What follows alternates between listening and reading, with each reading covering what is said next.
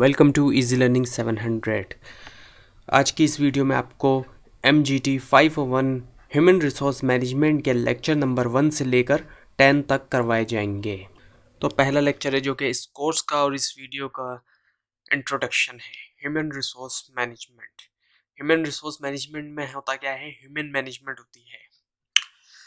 Human resource management की definition जो यहाँ दी हुई है इसके मुताबिक ये एक मैनेजरियल फंक्शन है और इसमें क्या होता है कि मैच किया जाता है ऑर्गेनाइजेशन की जो नीड्स होती हैं, जो ज़रूरत होती है ऑर्गेनाइजेशन की, to the skills and abilities of its employ.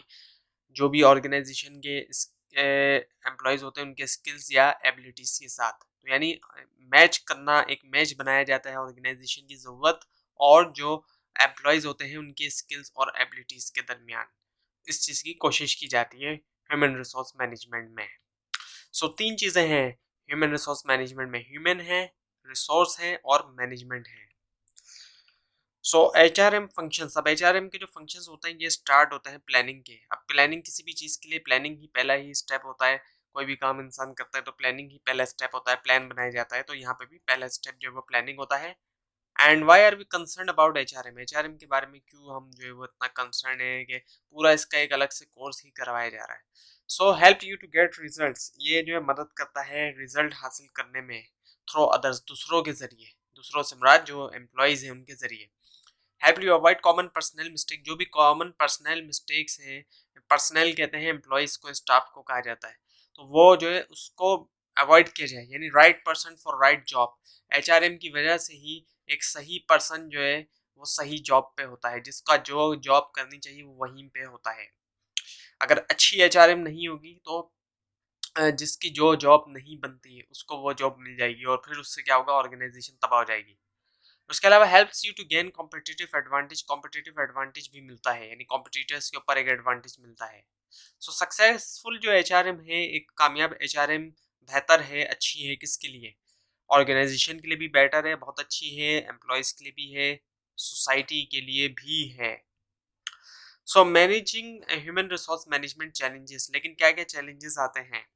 पहला जो चैलेंज है वो ये है कि अट्रैक्ट करना, डेवलप करना, मोटिवेट करना और कीप रखना, यानी रोके रखना टैलेंटेड पीपल को। जो टैलेंटेड लोग होते हैं, जाहिर बात है उनको ऑर्गेनाइजेशन के अंदर पहले अट्रैक्ट किया जाए, उनको डेवलप किया जाए, जब वो ऑर्गेनाइजेशन के अंदर आ जाए उनकी मोटिवेशन की जाए और फिर उनको रोके रखा जाए। जाहिर बात है यह आसान काम नहीं होता। टैलेंटेड लोग जो होते हैं वो ऑर्गेनाइजेशन में, अगर वो सही तरीके से उनको मोटिवेशन ना मिले, सही तरीके से उनको नहीं रखा जाए ऑर्गेनाइजेशन में, तो वो किसी और ऑर्गेनाइजेशन में आराम से जा सकते हैं। अब आपके सामने रोड मैप है कोर्स का, आप इसको चाहें तो देख सकते हैं, ये आपके हैंडआउट में भी मौजूद है। इंट्रोडक्शन से शुरू है ये पूरा कोर्स और 45 लेक्चर का ये कोर्स है और आखिरी जो इसका लेक्चर होगा उसमें कंक्लूजन और रिव्यू होगा। एनफ फॉर टुडे, यानी कि ये जो पहला लेसन है इसका हिस्सा ख़त्म हो चुका है। अब है लेक्चर नंबर 2, मैनेजमेंट। अब इसमें मैनेजमेंट का टॉपिक है। तो मैनेजमेंट में क्या होता है कि मैनेज सेल्फ, अपने आप को मैनेज करना, मैनेज अदर्स, दूसरों को मैनेज करना और मैनेज द इन्वायरमेंट, इन्वायरमेंट को मैनेज करना। तो मैनेजमेंट की जो डेफिनेशन यहाँ दी गई है, मैनेजमेंट है क्या? एक प्रोसेस है जिसके अंदर प्लानिंग की जाती है, ऑर्गेनाइजिंग किया जाता है, डायरेक्टिंग की जाती है और कंट्रोलिंग किया जाता है। किन को किया जाता है? ये सब ऑर्गेनाइजेशनल रिसोर्सेज को किया जाता है।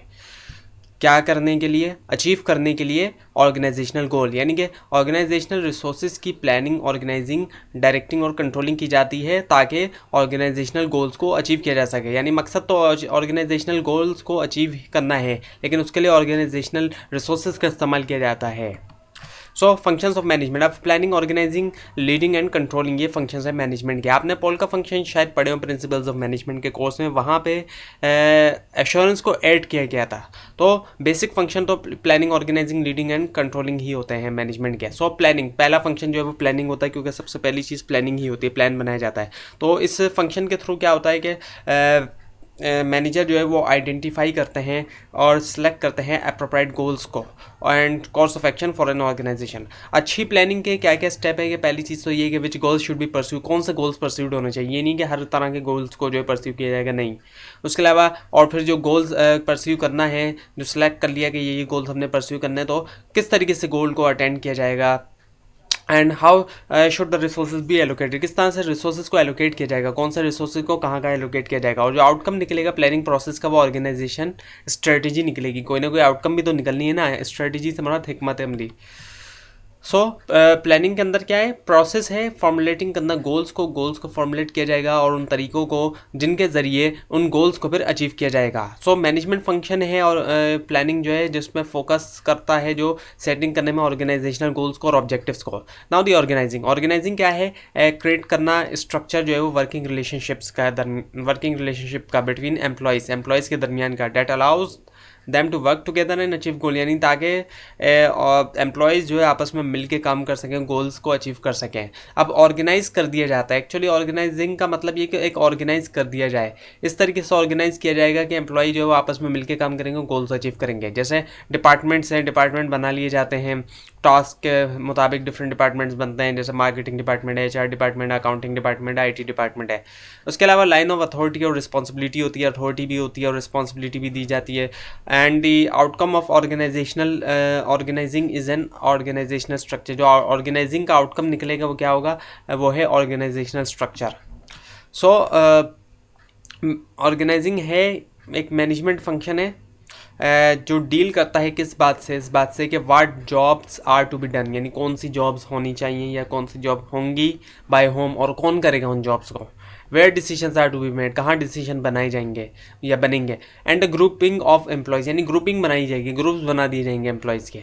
नाउ दी लीडिंग, अब लीडिंग में क्या है, लीड करना है, नहीं डिटरमाइनिंग डायरेक्शन को डिटरमाइन करना, स्टेट करना, क्लियर विजन फॉर एम्प्लॉयज। हर ऑर्गेनाइजेशन का एक विजन होता है, लेकिन सारी बात है वो विजन क्लियर होना चाहिए एम्प्लॉय के लिए, तो एम्प्लॉय के लिए उस विजन को क्लियर किया जाए, स्टेट किया जाए क्लियर उसको, ताकि एम्प्लॉय उस विजन को फॉलो कर सके। और helping employees understand the role they play in retaining goal, और उनको मदद करना एम्प्लॉय को अंडरस्टैंड करने के लिए रोल को दे प्ले इन अटेनिंग गोल्स, जो वो गोल हासिल करने के अंदर प्ले करेंगे।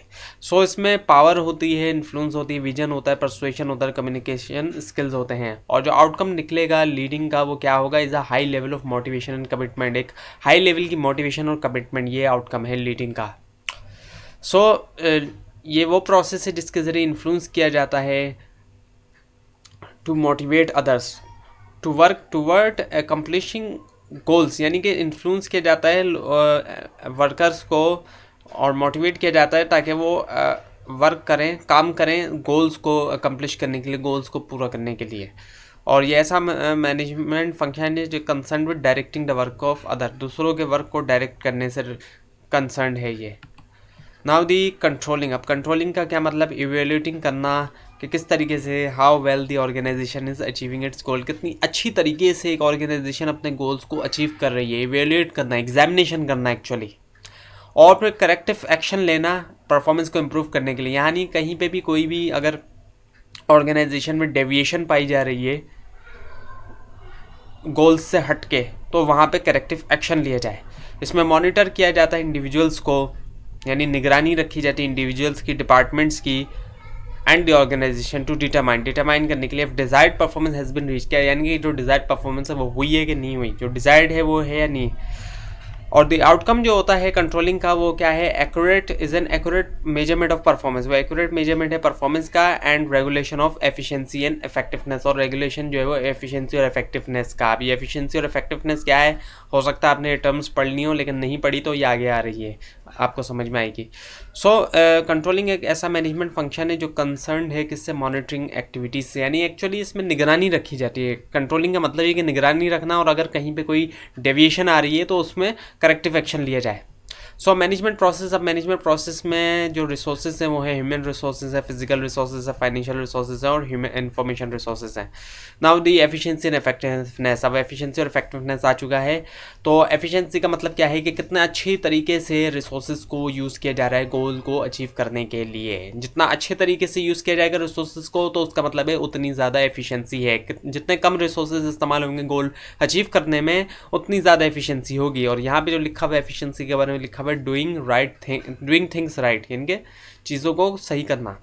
इफेक्टिवनेस का क्या मतलब है, a measure of appropriateness of the goal, यानी कि अप्रोप्रिएटनेस होना, goal chosen, are these the right goal, यानी जो गोल्स को चूज़ किया जा रहा है, जो गोल चूज़ हुए हैं क्या वो सही गोल्स हैं या नहीं।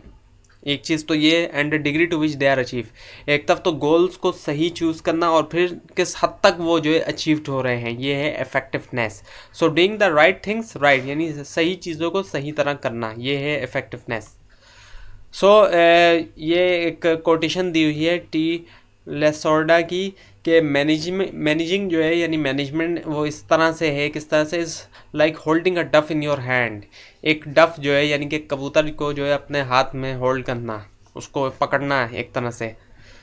If you squeeze too tight, अगर आप बहुत ज़्यादा कस के उसको दबाएंगे या पकड़ेंगे तो क्या होगा, यू किल इट, उसको मार देंगे। And open your hand too much, you let it go, यानी अगर उस आप अपना हाथ खोल देंगे तो वो उड़ जाएगा, और अगर बहुत ज़्यादा टाइट दबाएंगे आप उसको तो वो मर सकता है। तो ये मैनेजिंग का भी यही मामला है कि ना तो आपने बहुत ज़्यादा टाइट करना है और ना बहुत ज़्यादा हाथ को खोलना है।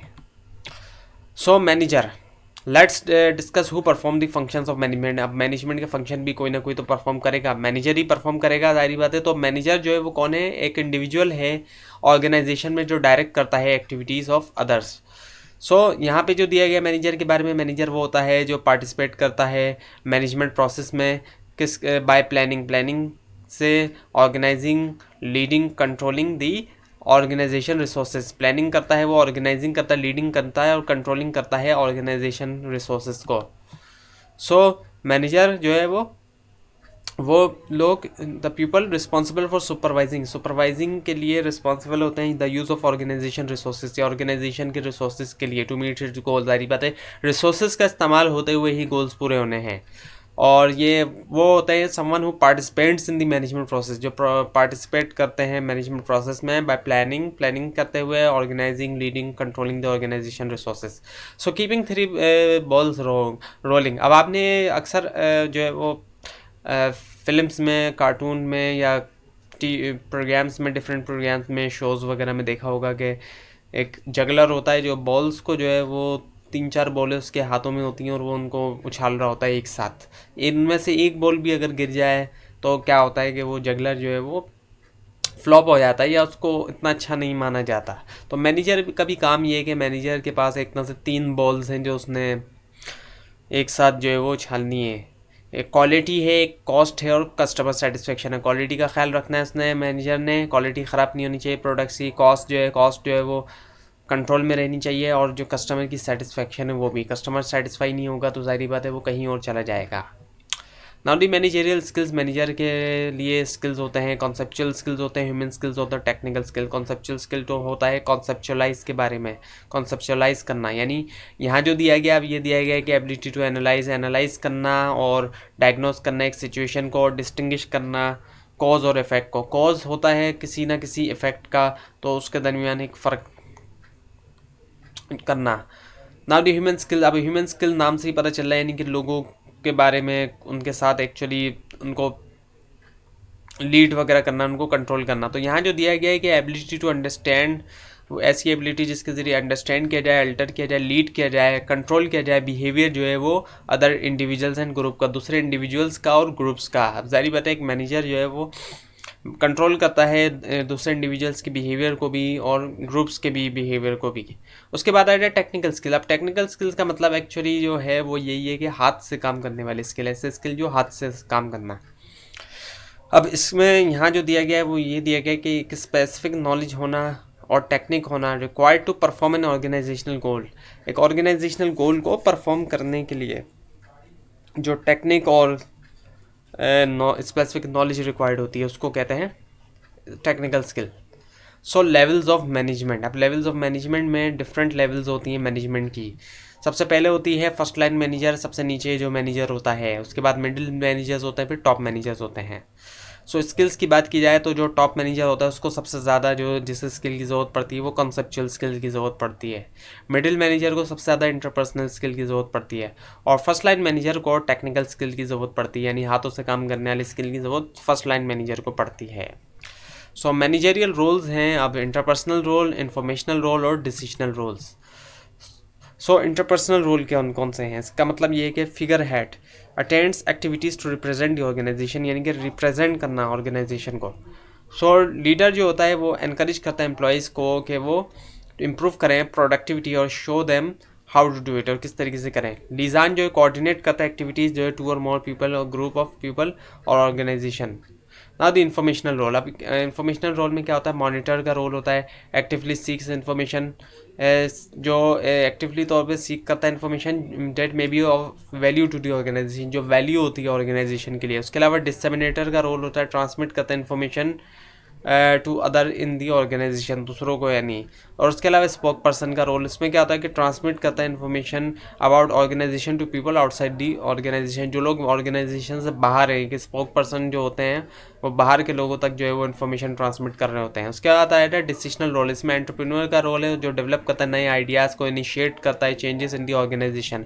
इसके अलावा डिस्टर्बेंस हैंडलर, यानी कोई डिस्टर्बेंस हो जाती है तो उसको हैंडल करना, तो हैंडल करता है प्रॉब्लम्स को डेट अराइज। अब कोई भी प्रॉब्लम आई, जैसे स्ट्राइक आ रही है, कॉपीराइट इन्फ्रिंजमेंट आता है, और एनर्जी की शॉर्टेज है, जैसे इलेक्ट्रिसिटी जो का जो शॉर्टेज वगैरह है वो। उसके बाद है फिर रिसोर्स एलोकेटर का, उसमें क्या होता है वो डिटरमाइन करता है कि who should receive the available resources, किसको मिलेंगे कौन से रिसोर्सेज किसको मिलेंगे, and who should have the access to the manager's time, किसका एक्सेस होगा मैनेजर्स टाइम में। और नाउ दी नेगोशिएटर, अब नेगोशिएटर जो है क्या करता है, नेगोशिएट करता है एक्चुअली, रिप्रेजेंट करता है, represent the organization and negotiation में setting such as collective bargaining और फॉर अ यूनियन कॉन्ट्रैक्ट और developing an agreement with a consultant. So remember, अब एक बात अहम याद रखें आपके, it's not enough to know about managing, ये ज़रूरी नहीं है कि काफ़ी नहीं है, सॉरी ये काफ़ी नहीं है मैनेजिंग के बारे में जानना, मैनेजमेंट के बारे में यानी जानना। You need to be prepare to do it, यानी आपको तैयार होना चाहिए इसको करने के लिए, यानी जानना काफ़ी नहीं है। अब ये एक आपके सामने एक डायग्राम दिखाई दे रही है, काफ़ी एक इंटरेस्टिंग सी डायग्राम है। It's Monday go to work, कि एक बॉस ने जो है बाकायदा फोर्स करके एम्प्लॉयज़ को जो है वो काम पे लेके जा रहा है मंडे को, यानी कि यकीनी तौर पे अब संडे गुजरा है तो छुट्टी के बाद अब काम जो है वो अब रूटीन पे लगने वाला मामला है। तो इन्फोर्समेंट की जाती है एक्चुअली एम्प्लॉयज़ को, किसी भी तरह इन्फोर्समेंट की जाती है, लेकिन इन्फोर्समेंट ज़ाहिर बात है इस तरीके से हो गया मोटिवेट हो सके एम्प्लॉइज रूटीन में आने में। So all manager must be concern with the activities, तमाम मैनेजर्स का जो कंसर्न होता है वो इन एक्टिविटीज़ से होता है, स्टाफिंग से होता है, यानी हायरिंग करना, फायरिंग करना, रखना स्टाफ को या निकालना, इसके अलावा रिटेंशन करना, रिटेंशन के लिए मोटिवेट किया जाता है, डेवलपमेंट करना, इंकरेज करना, उनकी ट्रेनिंग करना, एडजस्टमेंट करना को कहाँ पे कौन सा एम्प्लॉय एडजस्ट होगा, यानी अल्टरनेटिव मैनेजमेंट। उसके अलावा मैनेजिंग चेंज, अब ये जो है चेंज आ रहा है आज के दौर में, चेंजेस बहुत आ रही है, तो सारी बात है उस चेंज को मैनेज किया जाएगा। सो एचआर जो है वो पार्ट है मैनेजमेंट का, ह्यूमन रिसोर्स जो है वो एक मैनेजमेंट का हिस्सा है। सो एचआर प्रोफेशनल्स की रिस्पॉन्सिबिलिटीज़ क्या हैं, इस्टेब्लिश करना एचआरएम का प्रोसीजर जो है उस प्रोसीजर्स को इस्टेब्लिश कर लिया जाए, डेवलप करना और चूज़ करना एचआरएम के मेथड्स को, मॉनिटर करना, इवेल्यूएट करना यानी एग्जामिनेशन करना एचआरएम प्रैक्टिसेस को, उसके अलावा एडवाइस करना, असिस्ट करना managers on HRM related activities, जितने भी मैनेजर्स होते हैं उनको असिस्ट किया जाए एचआरएम से रिलेटेड जितनी भी एक्टिविटीज़ हैं उन पर। सो एचआरएम कैन हेल्प मैनेज, किस में हेल्प कर सकता है मैनेज करने के लिए, प्रोडक्टिविटी यानी परफॉर्मेंस इंक्रीज़ करना, ऑपरेशंस यानी कोहेसिवनेस यानी well connected link of operation, ये वेल कनेक्टेड लिंक ऑपरेशन का। इसके अलावा रिलेशनशिप है, difference relationship between different level of management और डिपार्टमेंट। इसके अलावा कॉन्फ्लिक्ट है, यानी हेल्प हैंडलिंग कॉन्फ्लिक्ट होता है ज़ाहिर बात है, लेकिन उसको हैंडल करना। इसके अलावा स्ट्रेस है, मैनेजिंग करना स्ट्रेस को, और इसके अलावा रिवार्ड सिस्टम यानी मैं help motivate people. So effective HRM होगा तो इफेक्टिव ऑर्गेनाइजेशन होगी। So let stop it here, यानी दूसरे वाले लेक्चर का हिस्सा भी ख़त्म हुआ। अब है lecture number 3, what is an organization. है वो ऑर्गेनाइजेशन क्या होती है। एक यहाँ जो डेफिनेशन दी गई है, एक सिस्टमेटिक अरेंजमेंट है लोगों का to accomplish some specific purpose, एक कुछ स्पेसिफिक पर्पस को अकम्प्लिश करने के लिए, यानी लोग जो है वो सिस्टमेटिक तौर पे अरेंज हो जाते हैं ताकि वो कुछ स्पेसिफिक पर्पस को जो है वो अकम्प्लिश कर सकें। अब कुछ ऑर्गेनाइजेशन के आपके सामने नाम दिए गए हैं, जैसे कॉमसेट्स है, गवर्नमेंट एजेंसी है, ग्लोसरी स्टोर है, वीयू भी एक ऑर्गेनाइजेशन है, इसके अलावा हॉस्पिटल्स हैं और यूनाइटेड नेशंस हैं।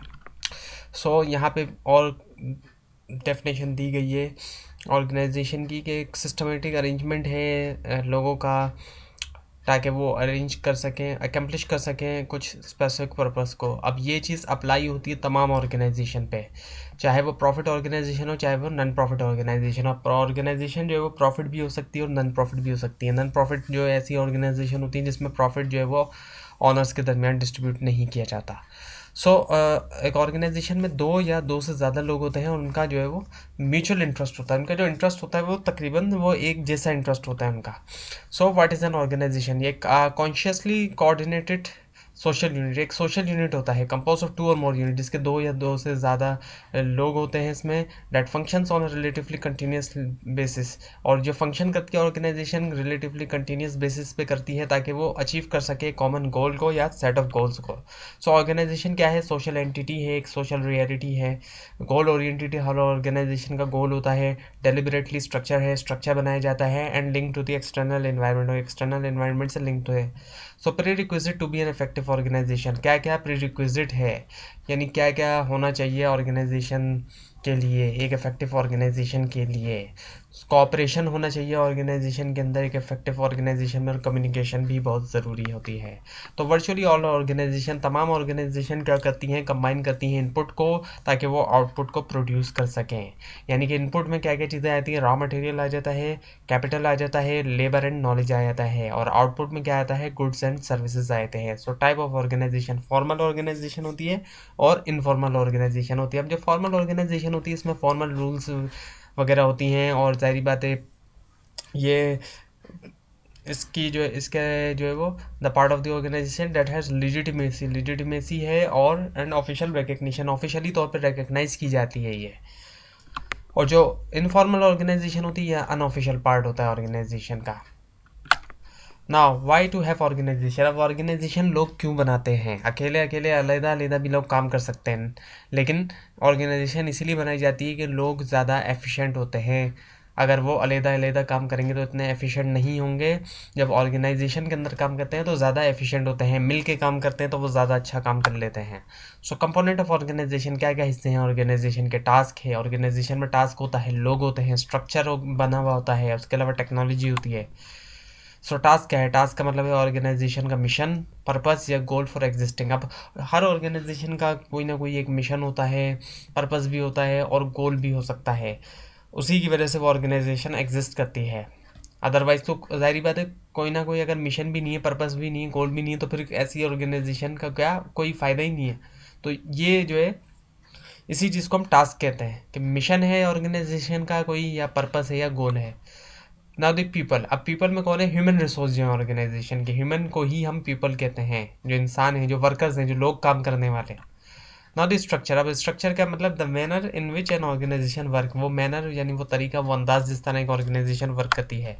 स्पेन ऑफ कंट्रोल, अब स्पेन ऑफ कंट्रोल का मतलब ये है कि subordinate, a manager can directly and efficiently, can direct efficiently and effectively, एक मैनेजर जितने सबऑर्डिनेट्स को एफिशिएंटली और इफेक्टिवली डायरेक्ट कर सकता है उसको स्पेन ऑफ कंट्रोल कहते हैं। अब यानी कि एक मैनेजर के अंडर में कितने लोग हैं। Number of employees reporting to supervisor, यानी एक सुपरवाइज़र को या मैनेजर को कितने लोग रिपोर्ट करते हैं, उसके अंडर में कितने लोग हैं। इसके अलावा ट्रेडिशनल व्यू की अगर बात करें तो 7 और सो पर मैनेजर, यानी इतने होने चाहिए ट्रेडिशनल व्यू के मुताबिक, लेकिन ज़्यादातर ऑर्गेनाइजेशन में आज जो है वो 30 या उससे ज़्यादा जो है पर मैनेजर हैं। उसके अलावा generally if supervisor must be closely involve with employees, Spain should be small. Generally अगर बात करें, अगर एक सुपरवाइज़र जो है वो क्लोजली इन्वॉल्व होना चाहता है एम्प्लॉयज़ के साथ, तो स्पेन जो है वो स्मॉल होना चाहिए, छोटा, क्योंकि अगर स्पेन जितना बड़ा होता जाएगा, जितने ज़्यादा लोग उसके अंडर में होंगे, तो फिर वो इतना ज़्यादा क्लोजली इन्वॉल्व नहीं होगा एम्प्लॉयज़ के साथ। अब इवॉल्विंग स्ट्रक्चर दिखाया जा रहा है ऑर्गेनाइजेशन का। 1980s के अंदर काफ़ी सारी लेयर्स थी, 1990s में और कम हो गई, और 2000 के बाद तो डिसेंट्रलाइजेशन स्टार्ट हो गई है।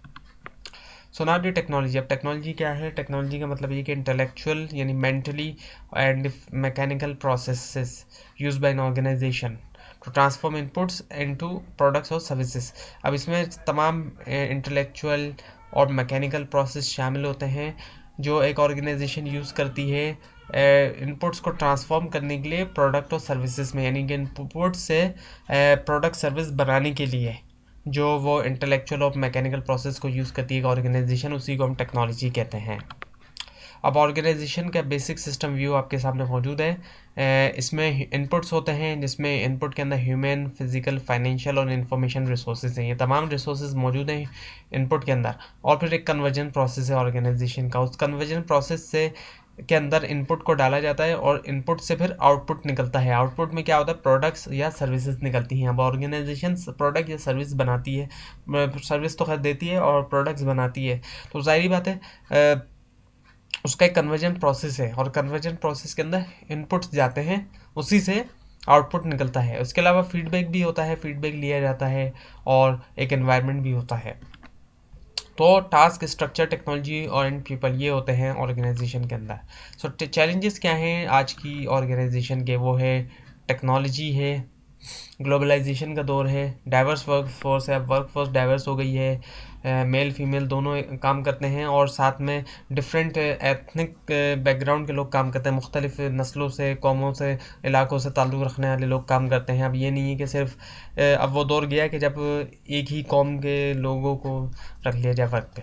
नाउ दी इसके अलावा मल्टीपल स्टेक होल्डर है, ये वो लोग होते हैं जिनका इंटरेस्ट होता है ऑर्गेनाइजेशन के अंदर। एंड रैपिड चेंजेस, यानी कि तेज़ी से चेंजेस आ रही हैं। और उसके अलावा फिर रिस्पॉन्सिवनेस, यानी कि ऑर्गेनाइजेशन जो है वो रिस्पॉन्सिव हो। रिस्पॉन्सिव किसके लिए हो? कस्टमर के लिए रिस्पॉन्सिव हो, रिस्पॉन्स करे जो कस्टमर की डिमांड वगैरह है या जो भी उसके साथ इश्यूज़ हैं, और एम्प्लॉयज़ के लिए भी रिस्पॉन्सिव हो। सो थर्ड लेक्चर का हिस्सा भी अब ख़त्म हो गया। अब है lecture number 4, people working together. लोग जो है वो मिल के काम करते हैं एक ऑर्गेनाइजेशन के अंदर। तो ऑर्गेनाइजेशन में क्या क्या होता है? गोल्स होते हैं, स्ट्रक्चर होता है और लोग होते हैं। सो वाई वर्क टुगेदर, एक साथ मिलके क्यों काम करें? क्योंकि people can be more productive, लोग जो है वो ज़्यादा प्रोडक्टिव हो सकते हैं जब वो ग्रुप्स में काम करते हैं दैन वर्किंग अलोन। अलग अलग इंसान काम करेगा तो इतना प्रोडक्टिव नहीं होगा, जब मिल के काम करता है तो ज़्यादा प्रोडक्टिव होता है। सो मैनेजमेंट एंड मिथ्स, अब वो क्या है? What manager can do, manager क्या कर सकता है, and what manager can't do when managing people, यानी कि मैनेजर क्या कर सकता है और क्या नहीं कर सकता जब वो लोगों को मैनेज कर रहा होता है। और organizations and society. So why to work in organization, क्यों किया जाए वर्क ऑर्गेनाइजेशन में? Link individual into relationship, individuals को लिंक किया जाता है रिलेशनशिप्स के अंदर। एलोकेट किया जाता है task to fulfil the objective, task को एलोकेट किया जाता है कि ये टास्क इसका, ये टास्क इसका, फुलफिल करने के लिए ऑब्जेक्टिव को। उसके अलावा एलोकेट की जाती है authority to perform individual task, यानी अथॉरिटी एलोकेट कर दी जाती है कि इतनी अथॉरिटीज़ की, इतनी अथॉरिटीज़ की। उसके अलावा कोऑर्डिनेट किया जाता है ऑब्जेक्टिव्स को और एक्टिविटीज़ को ऑफ सेपरेट यूनिट्स। जो सेपरेट यूनिट्स हैं उनके जो ऑब्जेक्टिव्स हैं और एक्टिविटीज़ हैं उनको ही कोऑर्डिनेट किया जाता है उनको। So organization and human behaviour, facilitate the flow of work. अब जो मैनेजर होता है वो फैसिलिटेट करता है फ्लो ऑफ वर्क को। Now the organizational behaviour, OB जिसे कहा जाता है, इसका पूरा कोर्स भी जो है वो आपके स्टडी प्रोग्राम में हो सकता है शामिल हो, तो वो भी आप शायद पढ़ें आगे जाके। तो OB यानी ऑर्गेनाइजेशनल बिहेवियर, ये क्या है? इसका मतलब ये है कि सिस्टमेटिक स्टडी करना of how people behave in organization. अब इसको ज़ाहिर बात है स्टडी करने का फ़ायदा होता है ऑर्गेनाइजेशन के अंदर, तो सिस्टमेटिकली तौर पे स्टडी किया जाता है कि लोग किस तरीके से ऑर्गेनाइजेशन के अंदर बिहेव करते हैं, उनका बिहेवियर कैसा होता है।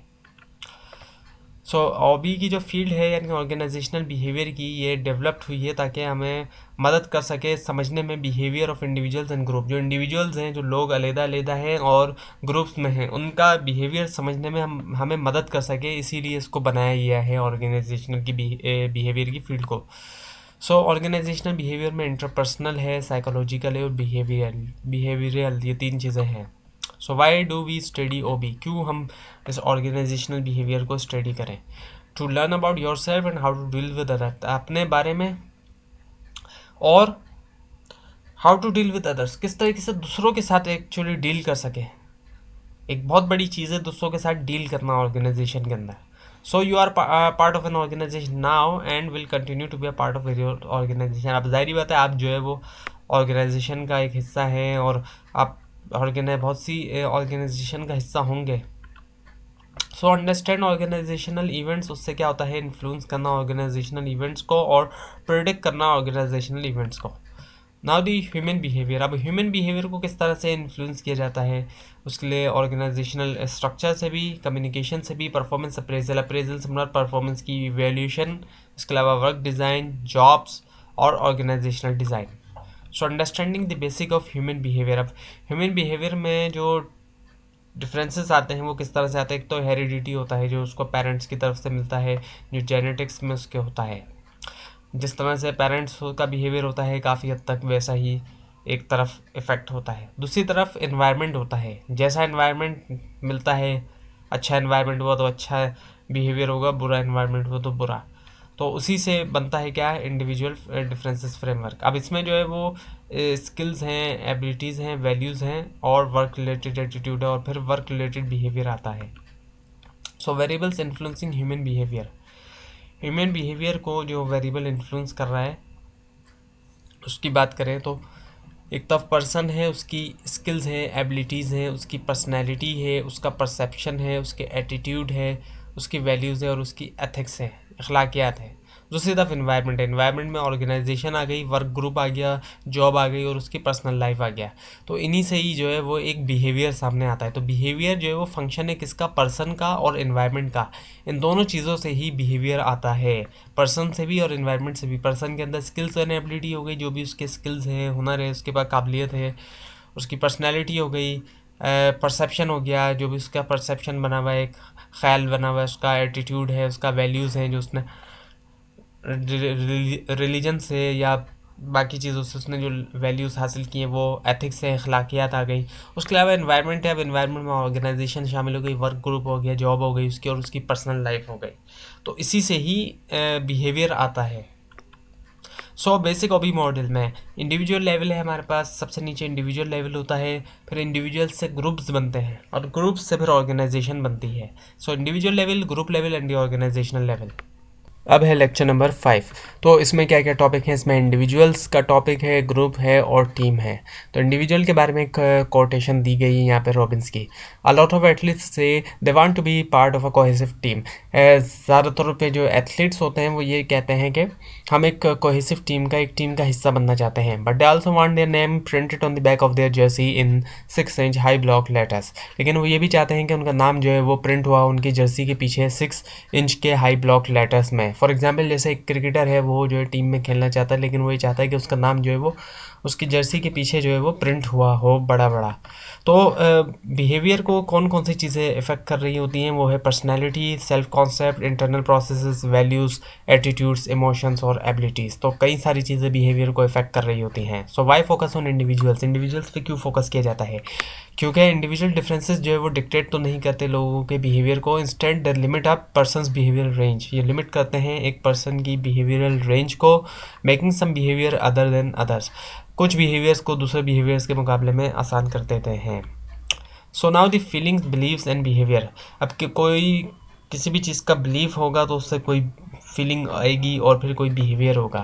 फॉर एग्जांपल एक शख्स है जो कहता है कि जिसकी ये फीलिंग है कि आई लाइक माई बॉस। अब वो क्यों लाइक करता है बॉस को, क्योंकि उसका बिलीफ है कि I think my boss is decent, उसका बॉस जो है वो डिसेंट है, वो ये सोचता है। तो उसका जब ये फीलिंग और बिलीव होगा तो फिर उसका जो बिहेवियर होगा वो क्या निकलेगा, उसका बिहेवियर क्या है, I support my boss and help him. वो सपोर्ट करेगा बॉस को अपने और मदद करेगा बॉस की। दूसरी फीलिंग है आई डिसलाइक माई कोवर्कर। मैं अपने कोवर्कर को पसंद नहीं करता। क्यों, क्योंकि उसका बिलीफ ये है कि माई कोवर्कर इज़ फूल है कोवर्कर जो है वो। और तो फिर उसका बिहेवियर क्या निकलेगा, I want cooperate with my co-worker. तो वो कोवर्कर के साथ जो है वो कोऑपरेट नहीं करेगा। सो नाउ द ग्रुप्स। अब ग्रुप क्या है, ग्रुप का मतलब ये कि दो या दो से ज़्यादा लोग जिनका कॉमन इंटरेस्ट या ऑब्जेक्टिव्स हों, उनके जो इंटरेस्ट और ऑब्जेक्टिव हों वो एक जैसे हों, इसी वजह से वो ग्रुप में है। So the more the complex task, the more it is non-routine and requires a range of skill. The more important groups process become. जितना ज़्यादा एक मुश्किल टास्क होता जाता है उतना ही वो नॉन रूटीन हो जाता है, इनकी रूटीन से हट के हो जाता है और उसको करने के लिए रेंज ऑफ स्किल्स की ज़रूरत पड़ती है। The more important groups process become, और उतनी ज़्यादा ही फिर जो है वो ग्रुप प्रोसेस जो है वो ज़रूरी हो जाता है।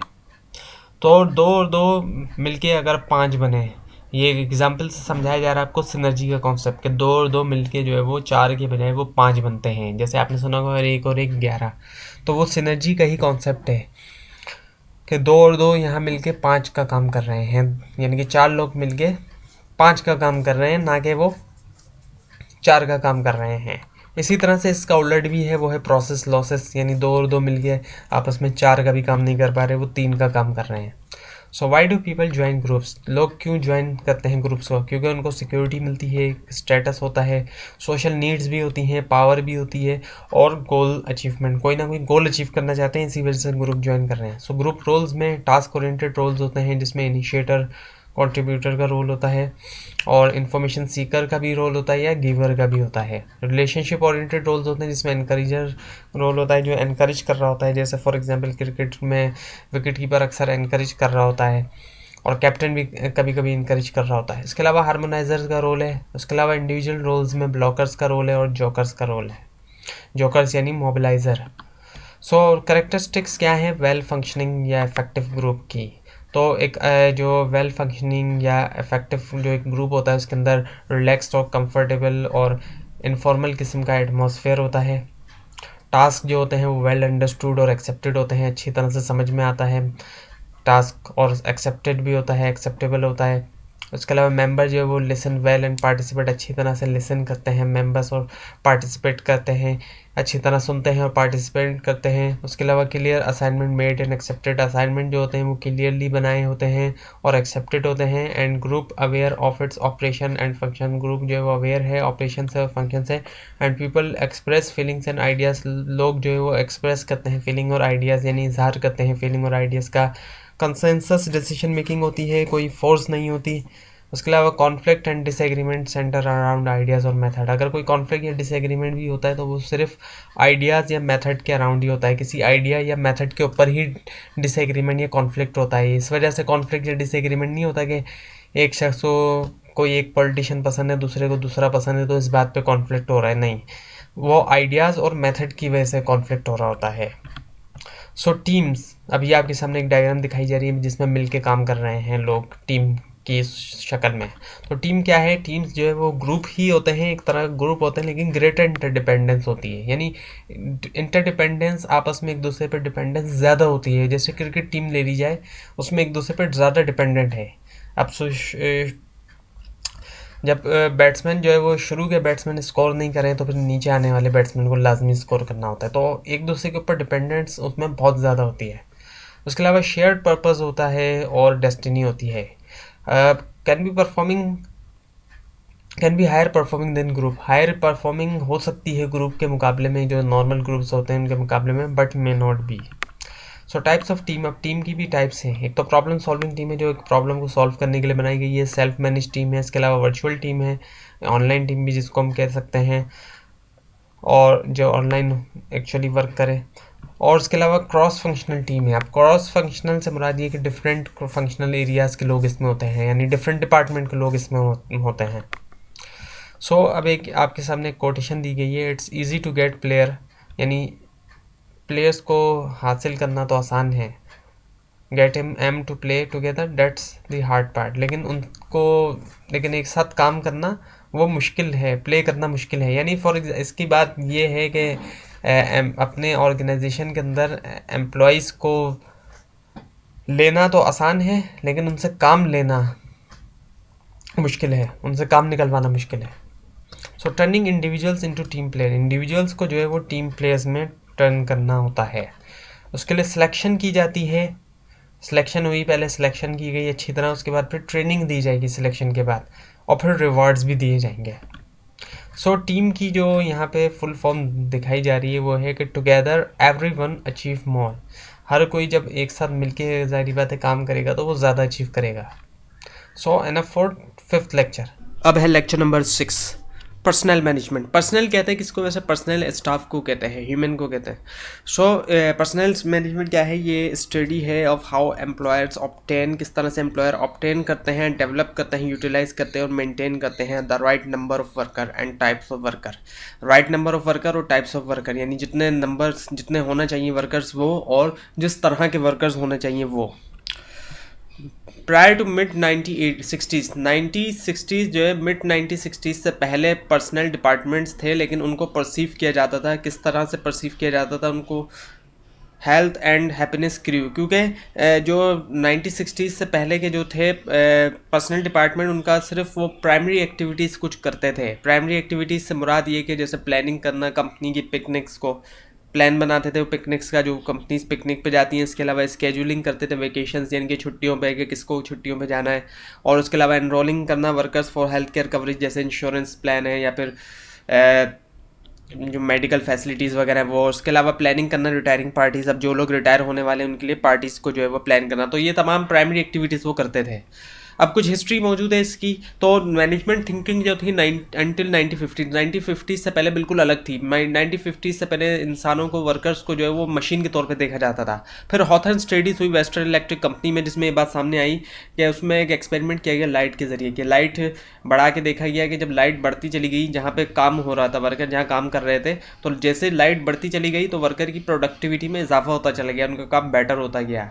लेकिन जैसे ही लाइट कम हुई तो लाइट कम होने के साथ साथ उनकी प्रोडक्टिविटी जो है वो घटना चाहिए थी, काम में कमी आनी चाहिए थी, लेकिन हुआ यूं कि उनका काम वैसी का वैसी रहा जैसा लाइट बढ़ाने पे हुआ था। तो उसका नतीजा ये निकाला गया, ये नतीजा सामने आया अच्छी तरह से बार बार एक्सपेरिमेंट करने के बाद, कि जब वर्कर्स के ऊपर फोकस किया जाता है तो वो अपनी प्रोडक्टिविटी को गिराते नहीं हैं।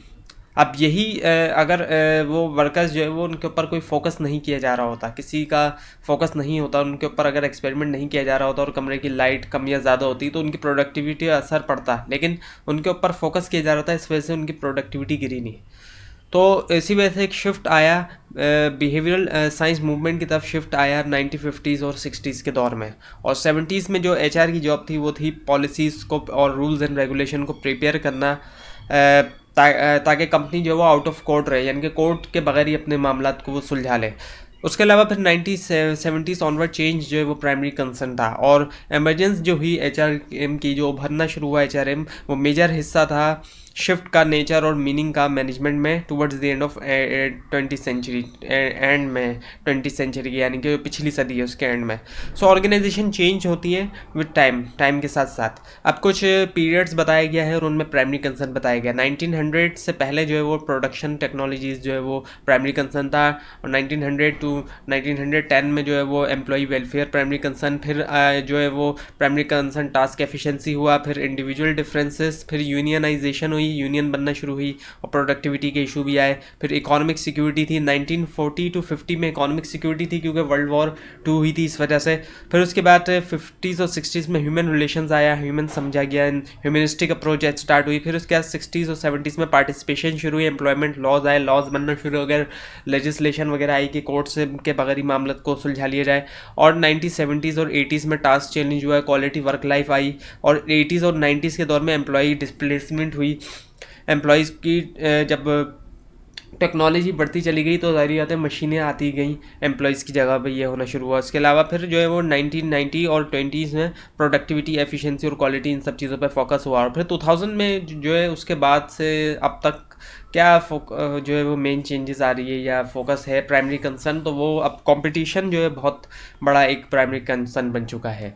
सो shifting from the personal management to HRM, जो शिफ्ट आया है पर्सनल मैनेजमेंट से एचआरएम का, उनको 5 पीरियड में डिवाइड किया गया है। मैकेनिस्टिक पीरियड में जो 40s और 50s के दरमियान है, फिर लीगलिस्टिक पीरियड आया है 60s और 70s के दरमियान, फिर 80s में ऑर्गेनिस्टिक पीरियड, फिर 90s में स्ट्रेटेजिक पीरियड, फिर कैटलिक पीरियड आया है 2000 से अब तक, और जिसमें एचआर प्लेइंग कर रहा है कैटलिक का रोल। सो अब इसको एक एक करके थोड़ा थोड़ा देखते हैं। सो मैकेनिस्टिक पीरियड में जो पीरियड था 40s और 50s के दौरान का, उसमें मैन्युफैक्चरिंग ही मेन चीज़ थी, और ज़ाहिर बात है एचआर जो है वो परफॉर्म करता था मैकेनिकल वे में। मैकेनिस्टिक पीरियड था तो मैकेनिकल तरीका जो था उसमें था, नॉन एज वो जाना जाता था पर्सनल या इंडस्ट्रियल रिलेशंस। और ह्यूमन एसेट को जो है वो एज अ कमोडिटी देखा जाता था। कमोडिटी से मुराद ये कि मशीन की तरह कंसिडर किया जाता था इंसानों को, वर्कर्स को वर्कर या इंसान नहीं बल्कि मशीन कंसिडर किया जाता था। फिर उसके बाद लीगलिस्टिक पीरियड आया 60s और 70s का, उसमें कई सारी लेजिस्लेशन बनी, रेगुलेशंस बनी, और ज़ाहिर बात है उसमें प्रोफाउंड चेंज हुआ। रोल जो है एचआरएम के वो कॉम्प्लेक्स और इम्पैक्टिंग हुआ। लेजिस्लेशन जो थी फोकस करती थी किस पे, ह्यूमन रिलेशंस पे, और एक्सटेंसिव मैनेजमेंट टाइम स्पेंड इन नेगोशिएशन हुआ। फिर ऑर्गेनिस्टिक पीरियड आया 1980s के दौर में, उसमें ट्रेमेंडस चेंज आई डाउन साइजिंग की तरफ, वर्कर्स को निकाला भी गया, रैपिड चेंज हुई, रैपिड और कांस्टेंट चेंज आया, बहुत तेज़ी से चेंज आया और लगातार, और डाइवर्सिटी इंक्रीज़ हुई। डाइवर्सिटी से मुराद ये है कि मुख्तलिफ तरह के वर्कर्स आते गए, अब मेल फीमेल दोनों, और फिर साथ में डिफरेंट अपनी सिटीज़ के मुख्तलिफ कौमों से ताल्लुक़ रखने वाले वर्कर्स आते गए, और वर्क एंड फैमिली इशू भी आया, काम में जब इजाफा होता गया तो फिर फैमिली इशूज़ भी आया, वर्कर्स जब ज़्यादा काम करने लगे तो फिर अपनी फैमिली के लिए उनके पास टाइम देने में कमी आती चली गई। एंड ये HR carrying out directive not strategic. फिर जो है वो स्ट्रेटेजिक पीरियड आया 1990s का, उसमें क्या हुआ, स्ट्रेटेजिक प्लानिंग ने अलाउ किया मोर ऑर्डरली अप्रोच, एक ज़्यादा ऑर्डरली अप्रोच आई टू कॉर्पोरेट करने के लिए, चेंज को कॉर्पोरेट करने के लिए, ऑर्गेनाइजेशनल ग्रोथ को। तो ऑर्गेनाइजेशनल चेंज जो है वो is a way of life है, तरीका है लाइफ का। TQM में री इंजीनियरिंग कॉमनली हेard वर्ड है, और HR जो है वो ट्रूली जो है वो क्या बनता गया, स्ट्रेटेजिक फंक्शन बनता गया, एंड सिंप्लीकेशन हुई और डेलीगेशन हुई, डेलीगेट करना है नहीं। नाउ द कैटालिटिक पीरियड 2000 और उसके बाद। So what is the emerging role of human resource, emerging role क्या है, उभरता हुआ जो रोल है HRM का, HR का, ह्यूमन रिसोर्स का। मोर मर्जर्स एंड एक्विजिशन, बहुत सारे मर्जर्स हुए, एक्विजिशन हुई। मर्जर से मुराद ये 2 कंपनी आपस में मर्ज हो गई, एक्विजिशन से मुराद एक कंपनी ने दूसरी कंपनी को एक्वायर कर लिया। उसके अलावा इंटरनेशनल एक्सपोजर भी, इसमें भी इजाफा हुआ। वर्क फोर्स को ज़रूरत हुई क्या, कंफर्टेबल की, एक एनवायरनमेंट जो है वो कंफर्टेबल होना चाहिए, एंड एम्प्लॉइज़ जो है वो increasingly selective in career choice, selective हो गए अपनी करियर चॉइस के अंदर एम्प्लॉइज़ जो है वो। Teams, a way of life, teams, HR professional जो है वो विजनरी, ग्लोबल और कस्टमर फोकस्ड हुए, और उसके अलावा HR जो है वो सर्व करता है एज अ बिजनेस कंसल्टेंट के तौर पे भी। सो सिंप्लीकेशन के लिए जो डेवलपमेंट हुई पर्सनल से HR मैनेजर की तरफ, उसको 3 हिस्सों में यहाँ डिवाइड किया गया है, 3 स्टेजेस में। तो पहला स्टेज था, उसमें सिर्फ रिकॉर्ड और एडमिनिस्ट्रेशन का काम होता था, सिर्फ रिकॉर्डिंग वगैरह होती थी और जो एडमिनिस्ट्रेशन वगैरह होती थी। फिर दूसरा हुआ वो क्या हुआ, रेगुलेटिव अकाउंटेबिलिटी हुआ, दूसरा जो स्टेज आया। फिर तीसरा जो स्टेज आ गया वो ये हुआ कि अब कॉम्पिटिटिव एडवांटेज के लिए ज़ाहिर बात है HR का इस्तेमाल किया जाएगा, और HR जो है वो ख़ुद स्ट्रेटेजिक मैनेजर बनेगा, स्ट्रेटेजिक मैनेजर बन गया है HR, क्योंकि ताकि कॉम्पिटिटिव एडवांटेज लिया जा सके। सो डिफरेंसेस जो पाया जाता है HRM के अंदर और पर्सनल मैनेजमेंट में, वो डिफरेंस बेस करता है एम्फेसिस और अप्रोच के ऊपर, सब्सटेंस के ऊपर नहीं करता। So why the emphasis today on the strategic role of और HR। अब स्ट्रेटेजिक रोल के ऊपर क्यों फोकस किया जाएगा HR के, क्योंकि कॉम्पिटिटिव एडवांटेज की वजह से, कॉम्पिटिटिव एडवांटेज की वजह से जो है वो स्ट्रेटेजिक रोल के ऊपर एम्फेसाइज किया जाएगा HR के। अब है लेक्चर नंबर 7, HRM इन अ चैलेंजिंग एनवायरनमेंट। एनवायरनमेंट का क्या मतलब होता है, सराउंडिंग जो होता है, चाहे वो इंटरनल एनवायरनमेंट हो चाहे वो एक्सटर्नल एनवायरनमेंट हो। तो चैलेंजेस कौन कौन से आते हैं, एनवायरमेंटल चैलेंजेस हैं, ऑर्गेनाइजेशनल चैलेंजेस हैं, और इंडिविजुअल चैलेंजेस हैं। तो सबसे पहले है एनवायरमेंटल चैलेंजेस। अब एनवायरमेंटल चैलेंजेस में रैपिड चेंज आ रहा है, जो चेंज हो रहा है आज के दौर में बहुत तेज़ी से चेंज आ रहा है। उसके अलावा ग्लोबलाइजेशन हो रही है, अब नेशनल बॉर्डर जो है वो लिमिटेड नहीं है, कोई भी बिजनेस नेशनल बॉर्डर तक लिमिटेड नहीं है, जो कंट्री के बॉर्डर्स हैं वहाँ तक लिमिटेड नहीं है। उसके अलावा टेक्नोलॉजी है, टेक्नोलॉजी में बहुत तेज़ी से जो है वो डेवलपमेंट हो रही है, इंप्रूवमेंट हो रही है। वर्क फोर्स डाइवर्सिटी है, वर्क फोर्स जो है यानी जो लोग हैं, वर्कर्स हैं, वो डाइवर्स हैं, यानी मुख्तलिफ उनका बैकग्राउंड से ताल्लुक़ है।